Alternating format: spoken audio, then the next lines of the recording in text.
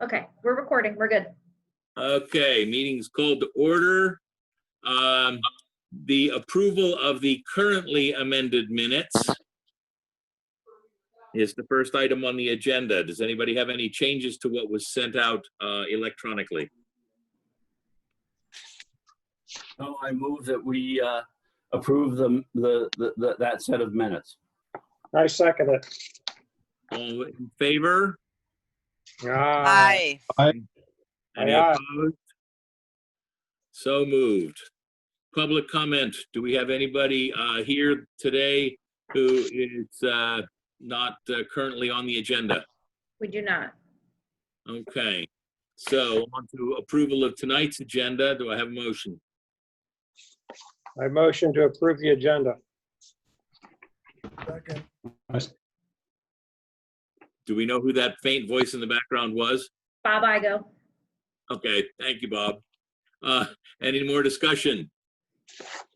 All in favor? Aye. Aye. Feel like a pirate. No, that would be ARG. Arg. Opposed to I. Any opposed? Oh, Lord. Motion carries. Okay, we're trying to hold it together here, Amy. We really are. Okay, new business, outdoor storage of motor vehicles in the Village Commercial District. Okay, so at the March 9th meeting, the Board of Supervisors had discussed a request from the Bollesburg Fire Company to add the parking staging of vehicles as a permitted use in the Village Commercial Zoning District. A copy of that request was included with your agenda, and as you may have noticed, it doesn't include very much information about the use.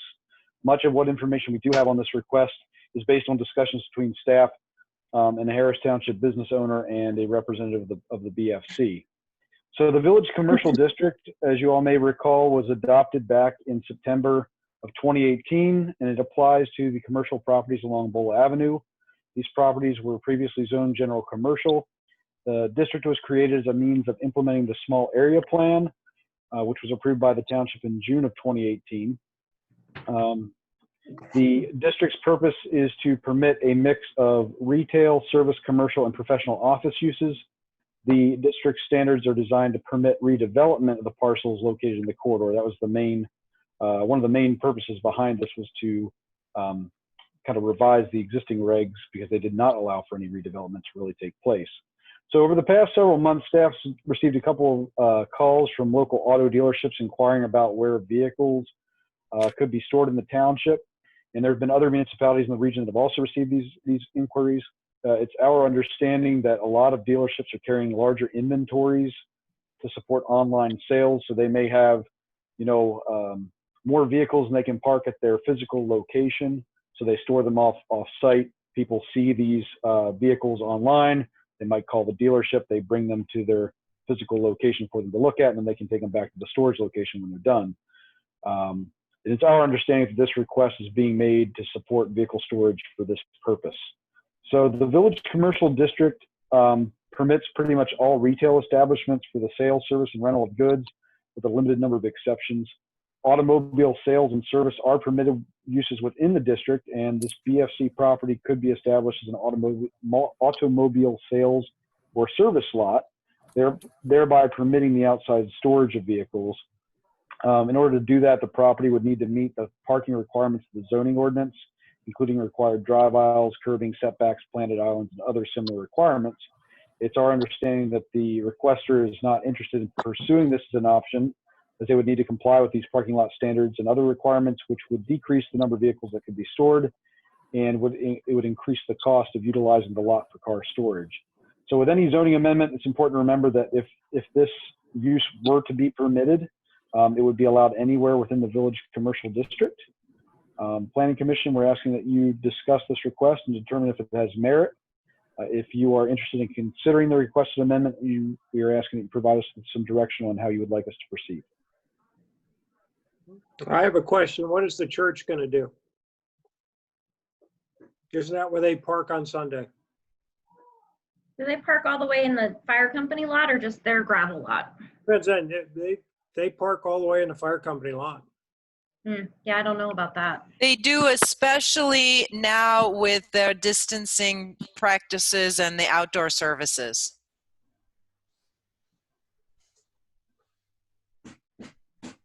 I like the idea of being able to, for this fire department to raise money, and I'm okay with the use, but I'm not okay with making the exceptions. You know, there was a lot of thought and foresight and ideas and so forth that went into developing that plan, and to throw it out fairly haphazardly, I don't think it's a good idea.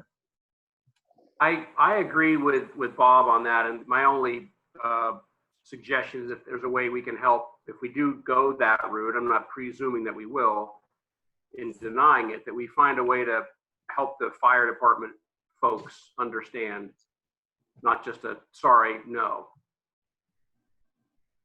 I don't think it falls within what we were discussing as village commercial. I never envisioned a parking lot filled with Audis when I was thinking of village commercial. It seems to me that property is used to some degree for this purpose already. We see the West Penn and the Penn Line trucks parked there as a staging area all the time. And I'm wondering what this request, how this request is different than what it's currently being used as. Well, we don't know that the fire company's charging anybody for anything at this point. We can assume that that's probably the case, but we don't know that that's the case. If they are, then that may or may not be a violation of the zoning ordinance as things currently stand. But we've not had any conversations with the fire company about what's been down there. I know we ran into that a little bit whenever we had the licensing procedure for the concession trailers. Soon after the pandemic started, the location of those vehicles down there was a little bit of an impediment to them setting up and being, socially distanced. So, I mean, if this request goes further, that's certainly something that's going to have to be addressed. But it's also important to remember that this amendment wouldn't just affect that property. That seems to be the one that might be the first to try and take advantage of it. Does anybody know what Ferguson Township is doing right now? Because Ray Hall and Blaze Alexander have pretty significant off-site lots that are not improved, and they've had them for quite some time. I'm wondering whether they have some sort of a special exemption, whether they have a 90 days you can do this, and then you have to reapply for a temporary permit or something. Do we know what their way of dealing with this is, or do they not have any requirement in the area that it's being used for improved lots? I reached out to Ferguson Township, and I'm not certain which one it is. It's the one kind of across from the Russian Baptist Church there on West College Right. as you go down the hill. That's Ray Hall. Right. So that property was rezoned a number of years back with the intention of allowing a car dealership to set up there. They've obviously put in a temporary looking lot at this point. I think it still looked like it was gravel last I had looked. Yeah, they gravelled it and rolled it.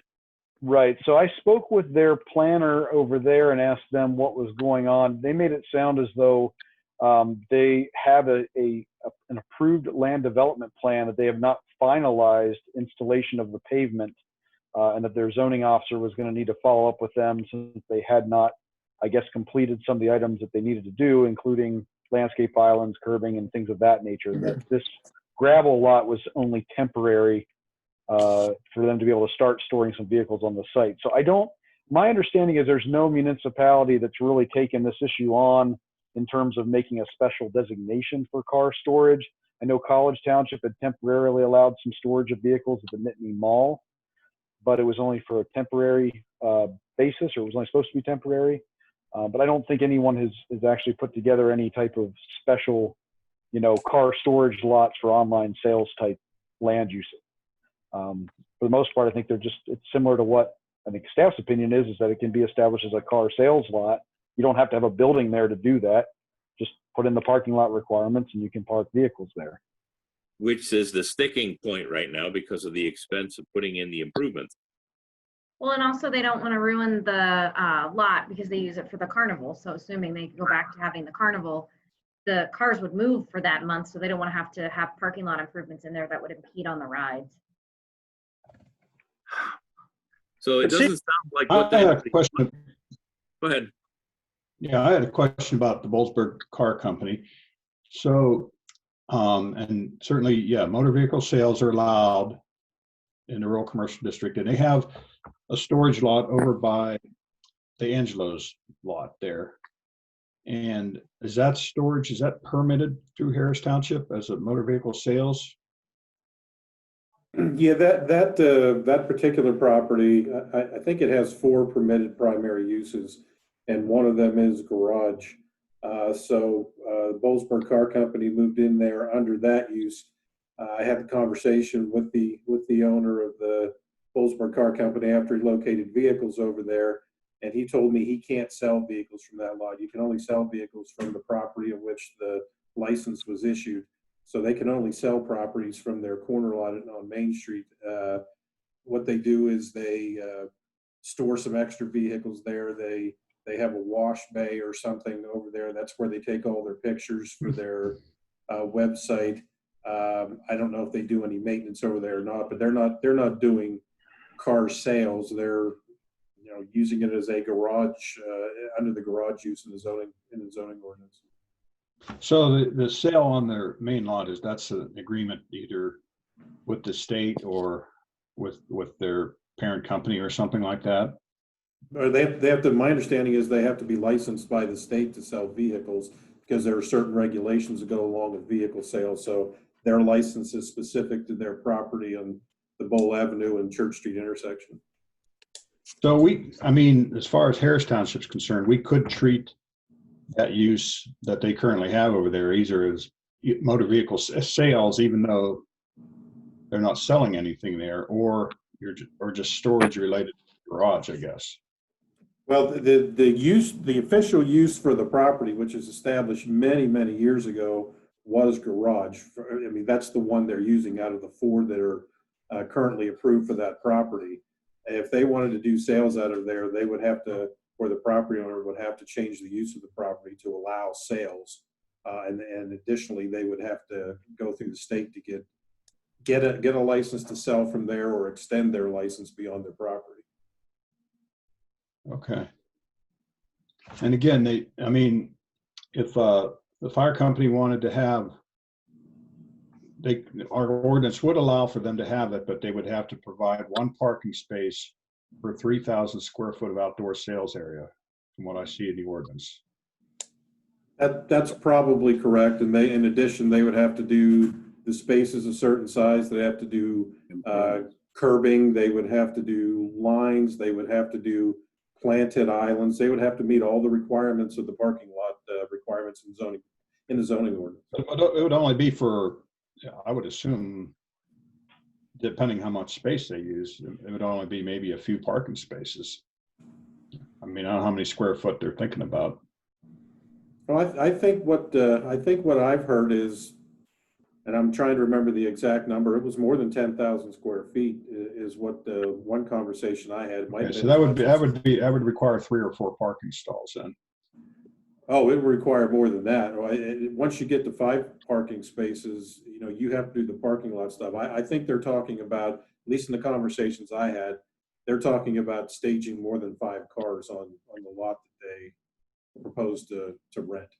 They're going to stack them like a metro parking lot, bumper to bumper and side to side, and shuffle them around as they need to free them up, basically. So the whole idea behind the islands and the plantings and the curbing and everything. Well, the thing that gets me about it is it just seems to be another form of warehousing. Right. We just happen to be talking about cars, but it could be warehousing of everything. So if you decide that you're going to allow warehousing to happen in the village commercial, then you just have to accept that other people will come and say, I want to warehouse this and I want to warehouse that, because it is becoming an internet society. Are we going to open up Pandora's box. I think that's a good way to look at it, Jeff, and broaden our thinking to what else could be considered here. Thank you for that. I think that again, I'll go back to my basic concern is we put a lot of thought behind what we have, and to just throw it out. I think this is probably the first time around, isn't it, on something like this? Yes. You know, that doesn't make sense to me. If this were the greatest idea in the world and it was going to, you know, cure COVID-19, maybe you start considering that. But for something simple like this, I don't think so. Well, and I appreciate, Bob, when you led off your comments earlier that the fire company may be hoping for this to be an income opportunity.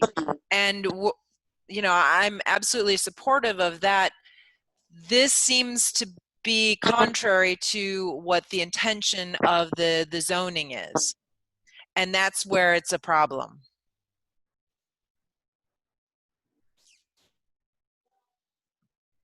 The only real trick in my mind about that, well, I don't disagree with it in concept, is it's already happening, and it's already happening within that zone. Oh, you got a semi down there and a backhoe, and the backhoe's a deal from Andy Freeman. He'll help him plow the parking lot when it gets too much snow so he can park a backhoe there. There's really not a lot going on in that parking lot. I mean, actually, it's Bud's son, Chip, that parks his semi down there when he's not on the road. Other than that, I haven't seen too much go on in that parking lot. All the tree trimming trucks were there this spring. There are often campers. Mm-hmm. I don't know where they come from, or trailers that are left there. They are never there for extended periods of time, but they are there. Well, Amy, sorry guys, but what I meant is it's already going on down by Angelo's.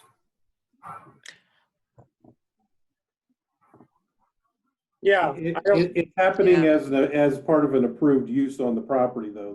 This would be an entirely new use. I get that, but that property is also in the same zoning. Sure.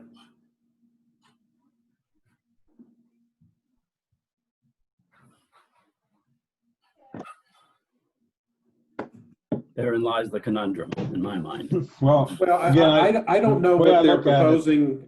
I don't know what they're proposing and what's existing now with Bollesburg Car Company at the second lot is the same thing. Because my understanding of what is proposed is it will simply be storage. It'll simply be vehicles sitting there doing nothing until somebody wants to see the car.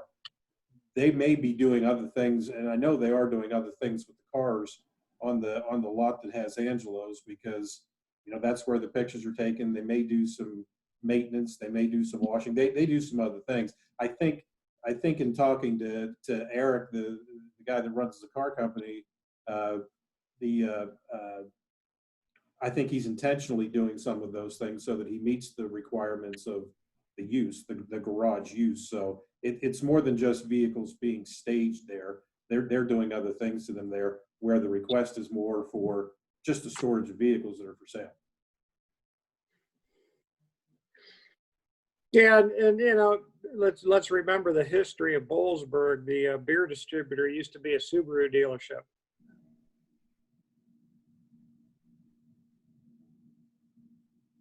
Right, and I would say that the fire company could, you know, at least for our zoning, could have motor vehicle sales on that lot, and they would just have to provide one parking space for every 3,000 square foot of outdoor sales area. So they can do it. It can be done. We do have provisions for it. It's just we don't have a blanket, you know, you can do it for nothing. Well, and another thing to consider too is if somebody, say we adopt an ordinance that allows for this particular use on that particular property, and whatever regulations that are adopted, I'm assuming we would at least require the surface to be paved with some screening, fencing, whatever, whatever those things entail. The use of the property is going to change. It's no longer going to be a fire company parking lot. It's going to be whatever that use is, whatever we decide to call it. If the fire company then wants to hold their carnival there one time a year or whatever they do, the use of the property's changed. So I don't know that if you change the use of the property, a carnival use for a week or two in the middle of the year is something that's still going to be able to occur. We haven't really talked about that very much. Yeah, and it will be a lease too, I assure, for the cars. And what are you going to do? Expect them to move all their cars that week? I think that's what I heard, that somebody would lease the property for 11 months out of the year, and the other month of the year it would be the month of the carnival. But if the use of the property changes, I don't know that the carnival is going to be allowed to occur there at all. That's something we'll have to discuss.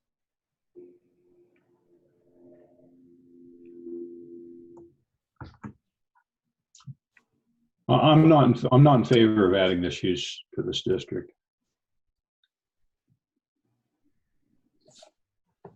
Either am I.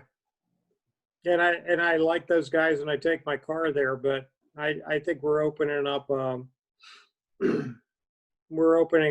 for something else to come down the line. And not saying that by stopping this we'll be able to stop that. But there's some properties on the alleyways and stuff like that that could definitely be changed into something like this.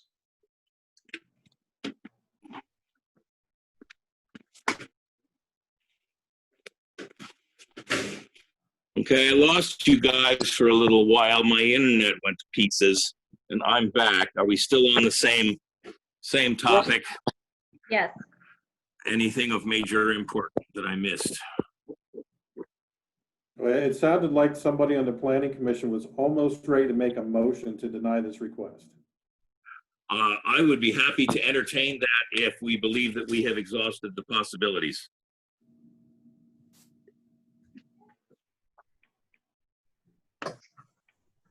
I'll make the motion. Yeah, I'll make the motion that we deny the request to allow for the car storage lots within the rural commercial zone. I second the motion. Any other discussion? All those in favor? Aye. Aye. Aye. Aye. Any opposed? So moved. Okay, so moving on to old business, which would be the accessory solar regulations. Over the past several months, staff has been working on drafting regulations that would apply to accessory solar uses throughout the township. As a reminder, the township currently lacks any specific regulations that apply to alternative energy systems of any type, either as a primary or accessory use. Development of alternative energy regulations have been on the Planning Commission's work program for the past several years. We did provide you an overview of these regulations at your meeting on May 18th, which time you gave us some feedback, and we've tried to incorporate most of that into the draft. So the latest version of the draft accessory solar regulations is included with the agenda. Really what these provide is just standards for building mounted and ground mounted accessory solar systems, as well as self-contained solar energy systems. We also have standards that apply to all types of solar energy systems, regardless of where they're located at on a property. So what we included in the agenda was just a summary of these regulations. So I can just go over these briefly. And if anybody, it might be best to just kind of go through each solid bulleted item first. And then if you have any questions, we can address them one at a time. So for all system types, the regulations would require that the use needs to be accessory to a lawful primary use on the property, and it shouldn't be used to generate power for the purpose of selling it. Doesn't mean that you would never have power that would exceed your needs, but it shouldn't be a system that's size so large that you're doing it strictly to churn a profit. Panels would need to have tempered non-reflective surfaces. And mounting hardware would also need to be non-reflective. Batteries, if they were used, would need to be secured. There's a limited amount of signage permitted, primarily related to the manufacturer's name and any safety information. And then we also included some glare regulations. Just as a note, looking at a lot of things about solar ordinances and kind of solar systems, it doesn't sound like glare is a typical issue. What I was reading is that snow and concrete can often reflect more light than solar panels just because they're intended to absorb light rather than reflect it. But we did include this. I know this was brought up by at least 1 or 2 planning commission members. And this is kind of some standard language that we found that deals with how to address glare. So that's the first major item from the draft. If anybody has any questions on those, I'd be happy to answer them or take any comments.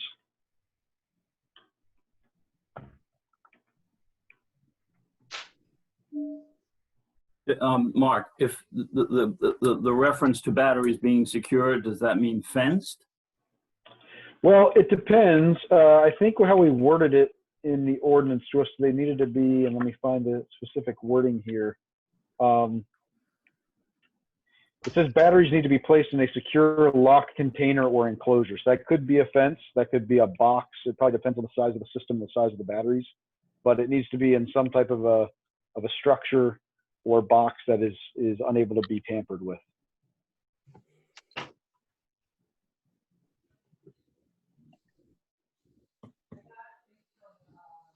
I'm good. All right. Can move on to the self-contained systems. This one's fairly simple. These would be limited in size, just enough to provide the amount of power necessary for the device they're meant to serve. You see these a lot on like the PennDOT road signs where they'll have solar panels that charge up their batteries for nighttime use. They can't extend more than 3 feet above the device that it serves. And a zoning and building permit may be required. It really comes down to the device itself. That's something that we'd have to wait and see what, if CRCA would require any type of building permit, then a zoning permit would certainly be required. Does anybody have any questions on those?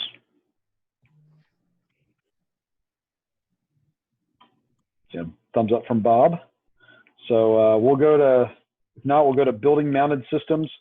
So for these, a zoning and building permit would be required. They must meet the height and setback restrictions of the underlying zoning district.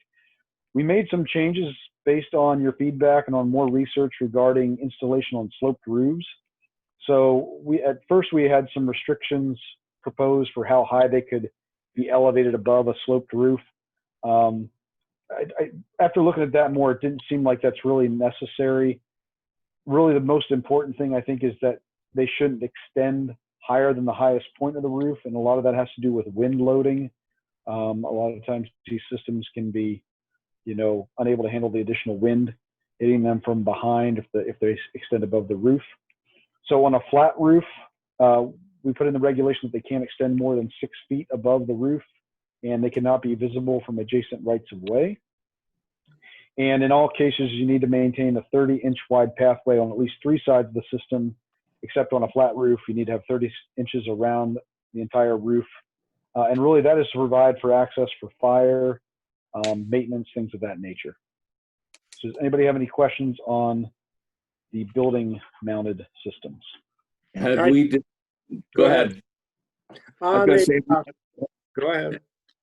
Have we discussed the 30-inch pathway stuff with the folks at the fire company? Is this kind of a standard code thing elsewhere? It is a standard code thing elsewhere. We haven't discussed it specifically with the Boalsburg Fire Company, but I do know that several other municipalities here in the region do require that. And I know they had checked with the Center Region Alpha Fire and emergency management and things of that nature to verify that 30 inches was sufficient. And as I said, it is more or less a standard throughout most ordinances. 30 inches seems to be the standard width that most places have. Okay, thank you. Yep. I have a question. On a flat roof, cannot extend more than 6 feet above the roof and cannot be visible from an adjacent right-of-way. What do you mean by an adjacent right-of-way? So basically whatever streets abut the property or whatever rights of way abut the property, that you should be able to be on those rights of way and not look up and see the systems themselves. But on a sloped roof, it's okay to see the system. Yeah, it's this is again one of those things that we found is pretty common. It probably is somewhat of an aesthetic type regulation, just that you don't see a panel sticking way up above a flat roof. Again, it's one of those things that I think it's pretty much standard across most ordinances that we looked at, but certainly something that the Planning Commission doesn't feel that it's necessary, we can always remove that part of the regulation. Well, I read it as you don't allow me to be able to see my panels if I have a flat roof. But if I have a sloped roof, it's okay for you to see my panels. That's kind of the way I read it as a builder. So basically, don't put it on a flat roof because somebody's going to see it. Well, I think in part, you know, a sloped roof, they most likely will be mounted fairly close to the slope of the roof itself. With these being on a flat roof, they're obviously going to stick up more so than anything else on the flat roof would. So is it only about the 6 feet above the roof line that, you know, of course you want an angle on there to catch the sun. So is it about the 6 feet, or is it 4 feet, or is it 3 feet? What would be the proper angle that I could put on my solar panels that you would accept to not be able to see it from the adjacent right of way? Well, I think the 6 foot restriction is the maximum you can go. And my understanding is the height often has a lot to do with the actual length of the panel. Because if you have a very long panel, just to get the angle that you need, you might have to have it higher off the roof than if you had a shorter panel. So that's partially in the decision-making of the person installing the system. Right. I just think it's vague to me what I would do as a builder if I had a flat roof. If I was going to take Gary McShay's garage on the alleyway, basically, how could I put solar panels on that? You know, the little Ford-car garage that's been sitting there since 1940. That'd be a perfect place to put solar panels, but no matter what I would do on an angle, you would basically, because you could see it from everywhere, the way I read this, I would never be able to put them on that. Or I'd never be able to put them on the telephone company building either. And to Jeff's point, Is the idea behind the visibility from adjacent rights of way, is that a glare concern? I don't think it's so much of a glare concern. We have, you know, kind of like we have regulations in our corridor overlay for utility equipment and things of that nature on roofs to, you know, I think it is probably much more of an aesthetic issue than anything. I don't think it's really a glare concern because we do have these other glare regulations that are included that apply to all systems. So if there's a glare problem, that's something will be dealt with those regulations. So can we set up a setback on a flat roof and not have to worry about visibility from adjacent rights of way, and hope that the setback from the edge of the roof solved some of that discontent over whether you can see it? Yeah, can I put a fence around it? There's an awful lot of flat 30 inches. at some sort of a visual, you know, like a barrier around the roof, which would, you know, preclude you being able to see it from the street. So fine, put up a fence. Right. It's unclear to me is that what I'm saying about this part, it doesn't seem to me allow me to put it on a flat roof. And there should be a way that I could find to do that that would be acceptable, seeing how you would be allowing me to put it on the front of Duffy's Tavern. But you wouldn't allow me to put it on, you know, Gary McShay's old beat up garage. So what you're saying is that it's more of a way that bullet is worded, as opposed to the fact that you feel like it would prohibit you from doing it. Right. And I wouldn't know what to do as a builder. And I'd be coming down to Todd and I'd be asking and he'd be going, I don't know. But No, to that's Jeff's not what I point, would say. No, what I would tell you is, why don't you do some research and find out if putting the panels a little bit further back on the roof surface and not putting them 6 feet off the rooftop, if you can manage to meet the regulation, if that's what the regulation happens to be. I don't think anybody's ruled out the possibility of having some kind of screening on the edge of the rooftop to hide the view of the panels, if that's what you want to do. I've issued several zoning permits in the last 6 months for rooftop panels. All of them have been no greater than 6 inches above the roof surface. But granted, none of them have been on flat roofs. So I don't know that we can make the assumption that all of the flat top roof panels are going to be 6 feet off the roof surface. And I don't know that all of the situations where they're proposed are going to be Gary McShay's garage either. That is one. No. I'm just bringing. You could have a 2 or 3 story building that has a flat roof. You'd never see them. I don't know how many people would see the panels on Duffy's roof walking by on the street simply because of the height of the building. It's a matter of perspective and view, in my opinion. But to Jeff's point from the get-go, how can visibility be an issue on a flat roof and not a sloped roof?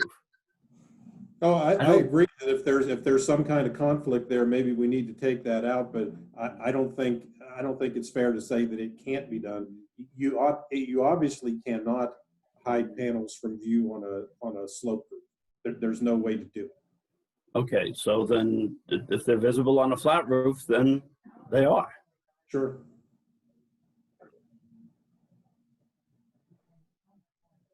Well, that was the only point that I had on that. I found it vague for me.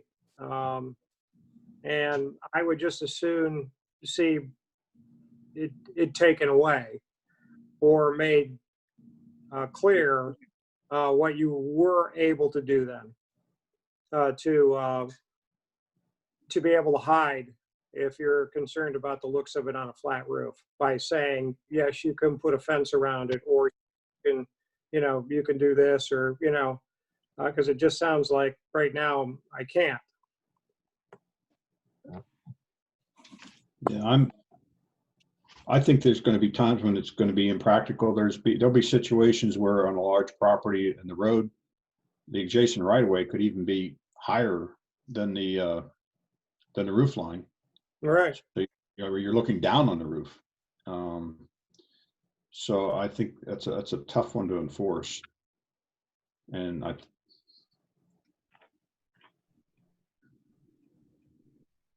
So it sounds like taking that out of there is the way to go. That's what I'm thinking. Do we have the same thing? Like if you put an HVAC unit on your rooftop, we have screening requirements for that? Only if you're within the corridor overlay district currently. Okay. I mean, I don't know. I think that's kind of just an impractical clause there, and just keeping the 30-inch setbacks and and a 6-foot height requirement would probably be sufficient. I would get rid of the visible from adjacent right away. Yeah, we'll just take out in the actual ordinance. I mean, we can just remove the last sentence of that third bullet point that talks about flat roofs, and that's the section that specifically says the can't be visible. We can remove that if that's the planning commission's wish on that. Any other comments on building mounted solar energy? Was everything else looking pretty good, or?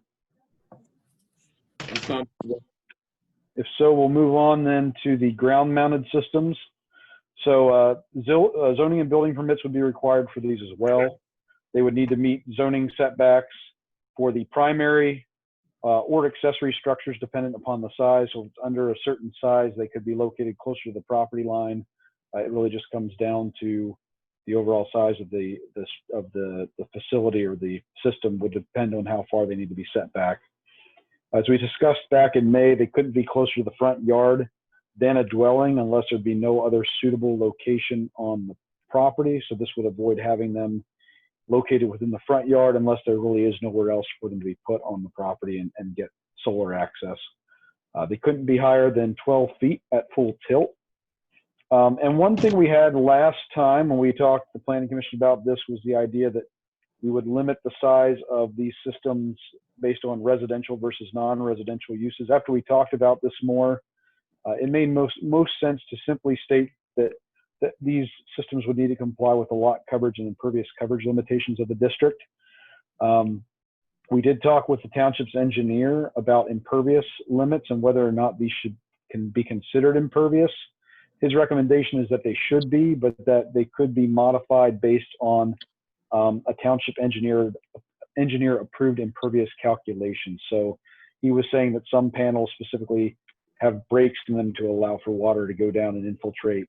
So if it's not sheet flowing off, that might be an acceptable thing to reduce the impervious coverage. So that is where we are at on the draft regulations. So I don't know if anybody has any comments or questions on the ground mounted systems.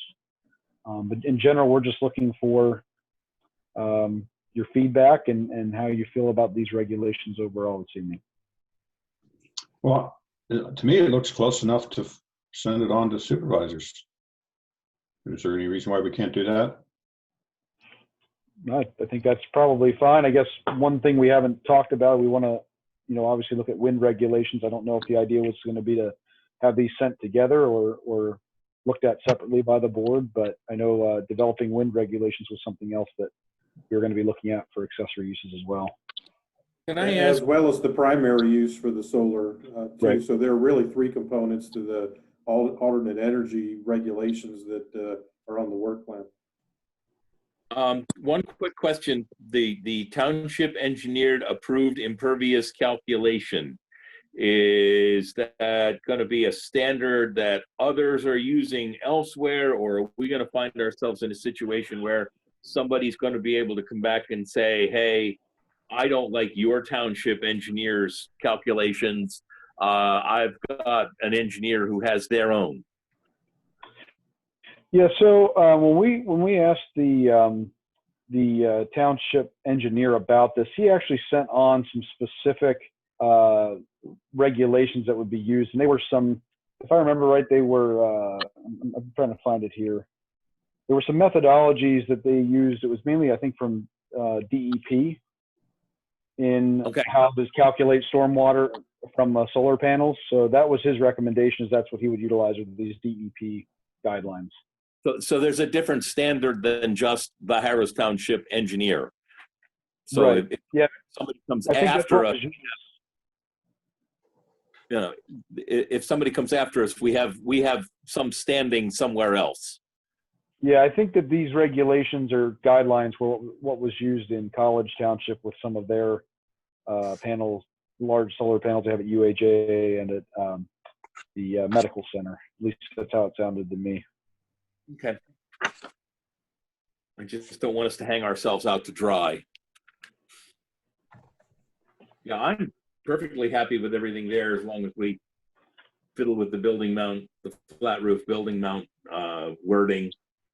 And unfortunately, my phone went out again when we were still talking about the securing batteries. Did we determine whether or not there would be standards for securing batteries? There's not specific standards of how they need to be, like if it's a fence or a box, but just simply that they need to be within some type of a locked enclosure or storage device that's locked. So that was really the way it's worded. I think that what it comes down to, Bill, is the size of the batteries, and the number of batteries will probably determine what's a sufficient type of enclosure. Okay. As far as process goes, I'm inclined to think that maybe we want to send this one at a time over to the board and let them consider it one at a time. Do you maybe want to group the solar together, since it would be a primary and accessory and it's the same type of renewable use? Okay. I mean, I'm just thinking, maybe does that make sense? It's up to you guys. Yeah, I was just thinking if, instead of sending it all over to them at one shot, and it might take them, a long time to get through the entire thing. If we send it to them one piece at a time, we might be able to get them through a little quicker. But Well, I think the wind might be the hardest of all of these for everyone to kind of get their heads around, because we're not doing a lot of wind in the center region, but solar's a thing right now. And I know at the center region COG level, they're talking about a solar power purchasing group and this agreement. So I think grouping the solar together, and we're all going to be together Wednesday night at that session with the glide path people to talk about, the primary use for solar. So I think it makes more sense to put those two together rather than do two separate. Okay. Excuse me, Amy, did I miss something? What's going on Wednesday night? Oh, didn't you get your packet that I emailed last week? No. We're having I'll resend it. We're having a joint session at the fire hall. It's an in-person meeting with folks from the ARM group and Glide Path to talk about solar regulations. They develop solar. It's not a sales pitch. They're going to talk about legislation and some changes in the solar field, and then some things that we should think about as we move forward towards the solar ordinance.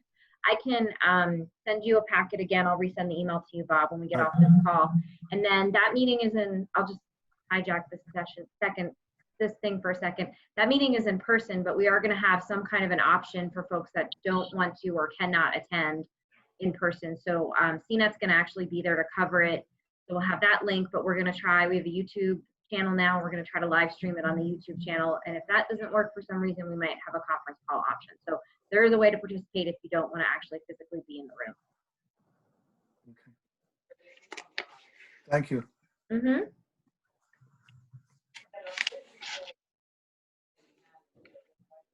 Are we pretty squared away on this? Yes. Okay, shall we, the recommendation is to change a couple of the things that we were talking about and We're done with it. point to send it off to the board to review, No, or to wait and bundle it with the other solar piece. okay, to bundle it with a commercial. Okay, very good. So whatever changes we recommended, and then we'll listen to what they have to say Wednesday night and start discussing next month, right? Mm-hmm. Okay, anything else on that? If not, we will move on to the Historic Resources Overlay District and Demolition Delay Ordinance. So back at your May meeting, the Planning Commission discussed the draft demolition delay ordinance that would apply to the proposed Historic Resources Overlay District. The Commission had reviewed the draft boundaries for that overlay district during previous meetings, but the draft zoning district ordinance itself had not been reviewed. So a copy of the draft Historic Resources Overlay District ordinance was included with the agenda, along with a draft updated zoning map, a detailed map of the overlay district, and a draft demolition delay ordinance that you had already looked at. Previous version of the overlay district included the parcel for the Bowl Mansion as well as the surrounding parcel, but we removed that surrounding parcel as it isn't listed on the National Register of Historic Places and doesn't include any nationally recognized historic structures. So the mansion itself is on its own parcel, but then the barn, the chapel, and some of the other outbuildings are all on a separate parcel that are not nationally listed. The Planning Commission should review the draft Historic Resources Overlay District ordinance and boundaries and provide any feedback to staff. If you are generally satisfied with the proposed district language, boundaries, and the demolition delay ordinance, the items should be forwarded to the Board of Supervisors with a formal recommendation. Does anybody have any comment? I think I'm ready to move this forward. I think we've talked about this significantly and at length. I think that in my opinion, I'm ready to see it move forward. My opinion is it meets the KISS, keep it simple, stupid requirements, and I kind of like what I see. So I agree with Bob. I will go ahead and make that motion that we recommend approval of this Historic Resources Overlay District And regulation. I'll second that.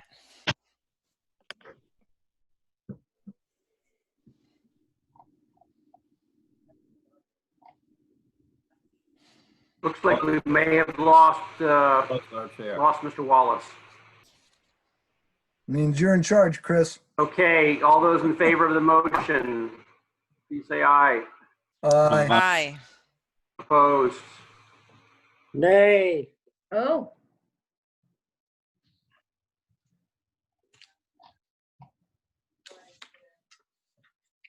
Motion carries. Jeff, that's on the basis of not wanting any delay ordinance, I presume. I don't like, it's too vague for me. I mean, right now, I'm Hey, looking hey, Jeff, discussion is over. We voted on it. It passed. Okay. Okay, sorry for asking the question. That was my fault.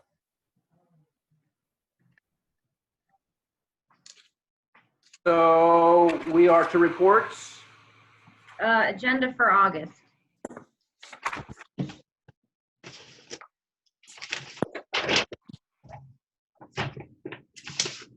Well, I think we're probably going to have at least one subdivision plan on the agenda. Rocky Ridge, the Rocky Ridge developer has submitted a new section. It's the section that is proposing to connect the existing development with Kaywood. So I think we'll probably have that on the agenda. Mark, I don't think any of the other plans that we're looking at now would come to the planning commission, would they? I don't think so, no. Any planning modules would have to come? I thought we had previously discussed having staff deal with those unless it was an issue, so I don't think so. Okay. Will it be too early to have any discussion regarding the primary use solar? I think depending on how the meeting goes Wednesday night, it's possible. Okay. It just, I was going to also say the R1 zoning district. It's been a while since we talked about that. Being that we might be stuck here in Zoom for a while, I can certainly bring some of the next pieces of that forward. And Todd, I don't know, we talked a little bit about home occupation. I don't know if that's something we want to consider for the agenda. If it feels like we have time, we could.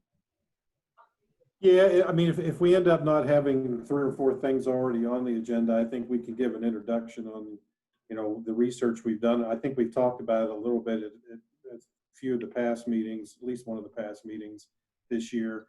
We can get a little bit more in depth as to what our research has revealed and the couple of options we have going forward. So if we don't have a lot of stuff that's going to take a lot of time in August, we can certainly prepare something for that.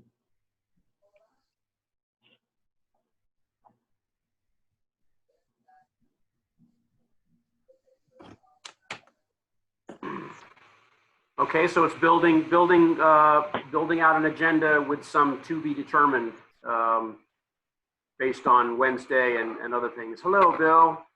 Hey, my internet's killing me tonight. What did I miss? We're moving the historic resources ordinance over to the board, and we just finished talking about what we're going to put on the agenda for August.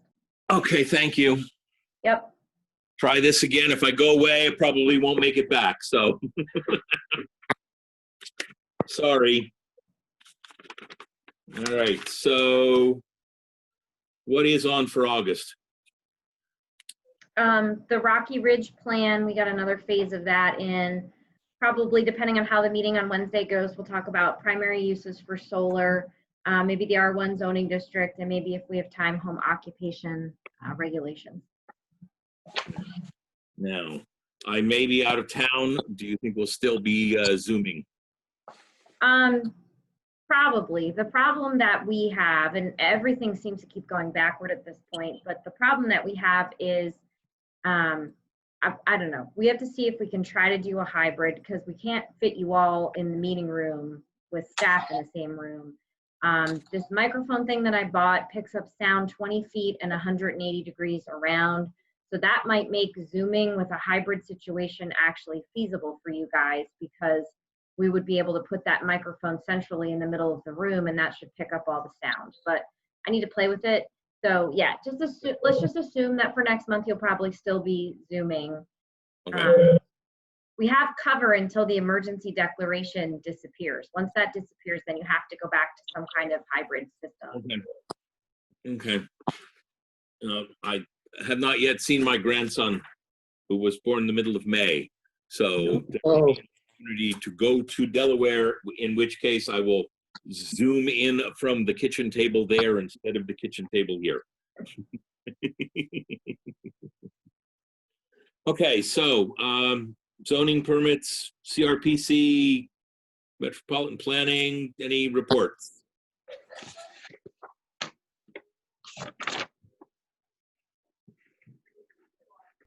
The Center Region Planning Commission did not meet, so I have nothing to report. Nothing to declare, as they say at customs, right? George? The technical committee met on the 15th, so last week. It was a one agenda item meeting, and that was the approval of and moving on the final version of the long-range transportation plan, which ostensibly takes us through 2050. A lot of obvious caveats attached to the review of that, based on the current climate and the level of unknowns. So there was a lot of talk, but it was a lot of what ifs attached to the talk. So we did move it on to the coordinating committee for their consideration at the beginning of August. And that was it. Nothing else to report because it was just the one agenda item. And Amy, should I stress that zoning permits can be signed at the desk at the township office? Yes, just please wear a mask when you come in. Yes. I think I did 4 months worth of them when I stopped in that day.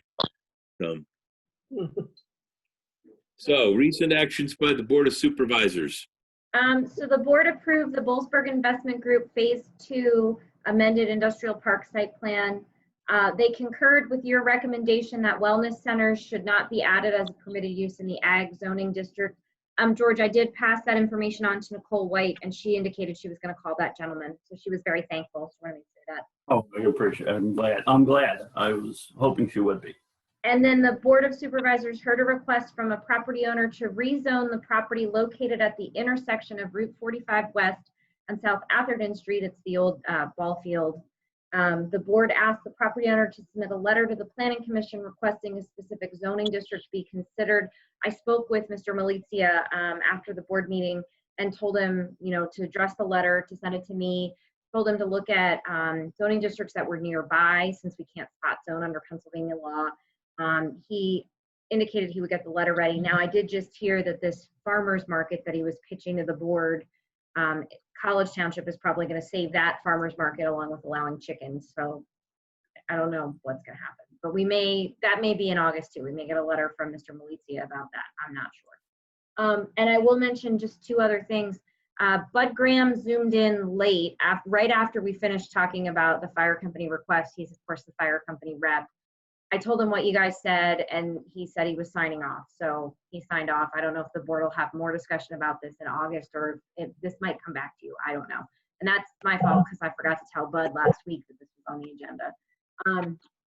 And then on the meeting on Wednesday, I just need to know if you're not planning on coming in person, because we're not allowed to have more than 25 people in the room, and I'm trying to do all kinds of COVID math.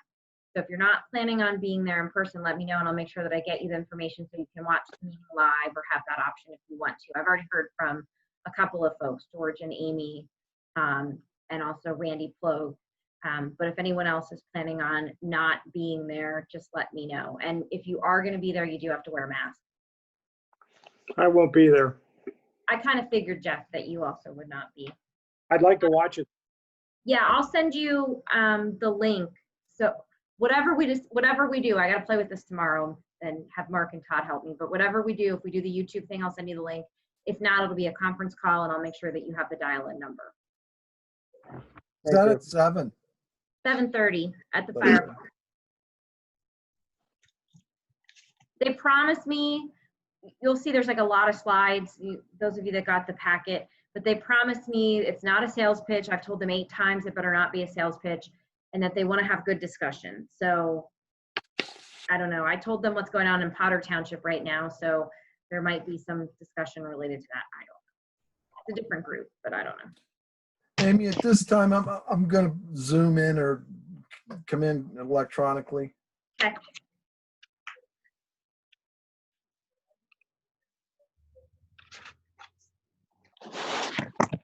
And Amy, I probably will not attend in person. you want to Zoom in as well, Ken, or YouTube in?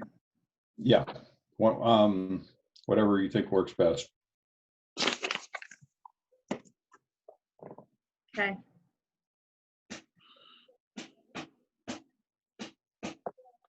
That's all I had, Bill. Okay. Anything else for the good of the order? Yes. If anybody has not gone up to Tussey Pond and watched the sunset, they're really missing something special. It's a great park. Yeah. There's a bunch of snakes up there, though, so be careful. And really nasty turtles. One of the best sunsets in town. Even during the summer of snakes. That's a good tip. Thank you for it. Actually, both of them, right?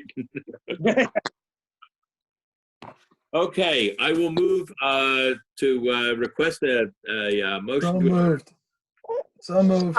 Second. Any other discussion? All in favor? Aye. Aye. Aye. All opposed? Motion carries.